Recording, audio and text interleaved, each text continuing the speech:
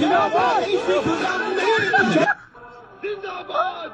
इनकलाब जिंदाबाद আচ্ছা, এই যে হিন্দি ছবি, তারপরে হিন্দি রাজনৈতিক দলের স্লোগান, বাংলাদেশে পিনাকি ভট্টাচার্য কেন চাপিয়ে দিয়েছেন আন্দোলনকারী শিক্ষার্থীদের কাঁধের উপরে? একবারে কি ভেবে দেখেছেন?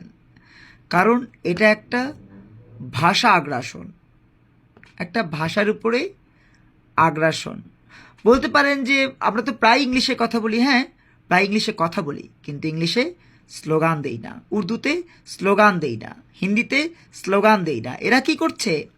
বাংলাদেশে বসে, বাংলাদেশে খেয়ে, বাংলাদেশে থেকে বাংলা ভাষায়, মায়ের ভাষায় স্লোগান না দিয়ে তারা রাজনৈতিক স্লোগান দিচ্ছে উর্দুতে।